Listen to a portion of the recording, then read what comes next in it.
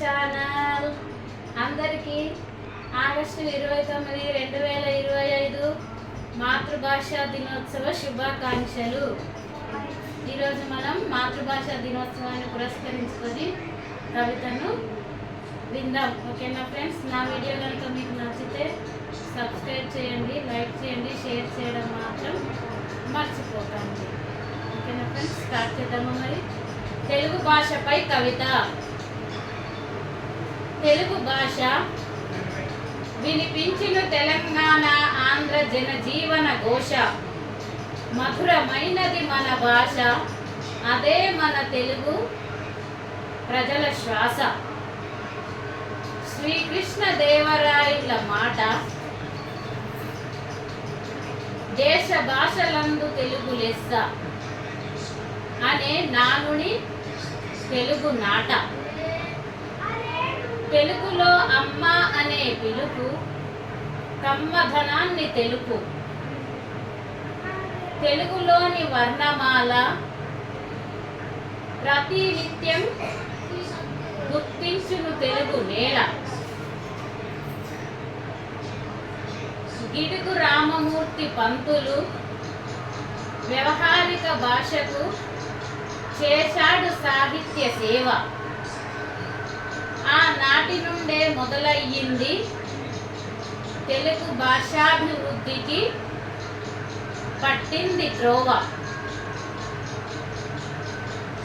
ఆ మహనీయుడు, ఆ మహానుభావుని పుట్టినరోజు నేడు. తెలుగు భాషకు పెట్టింది పేరు. ఆ మహనీయుడు, ఆ మహోన్నతుడు.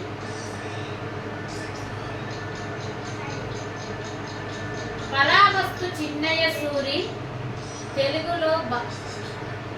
తెలుగులో భాషకు బాల వ్యాకరణం రాసి తెలుగు జన బాల భారత భవితత్వాన్ని అభివృద్ధి దిశగా మేల్కొల్పాడు. నా తెలుగు కవిత మీకు నచ్చినట్లయితే కొట్టండి చప్పట్లు. తెలుగు వారందరూ నన్ను సన్మానించే దుప్పట్లు. ఇంతటితో ఈ కవిత సమాప్తమైనది. ఇకపోతే రెండవ కవిత. దీని టైటిల్ వచ్చేసి తెలుగు భాష. తెలుగు భాష నా తల్లి నేర్పిన భాష. వేమన చాటువుగా నీతి నేర్పిన భాష. పోతన భాగవతమై పరిమళించిన భాష. అన్నమయ్య సంకీర్తనలో సవ్వడి చేసిన భాష.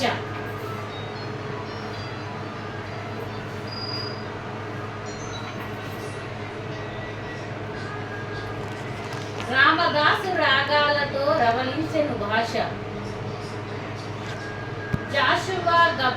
జాషువా గబ్బిలమై సుముకరించిన భాష.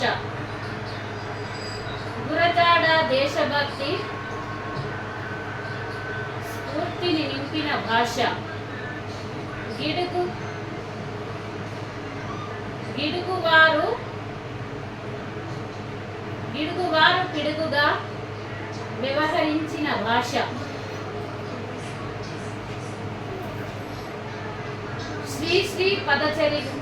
శ్రీ పదచరిగా పరుగులెత్తిన భాష.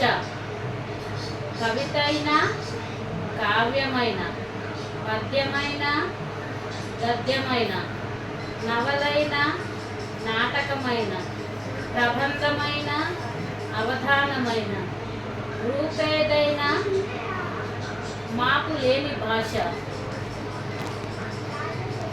నిస్సహాయ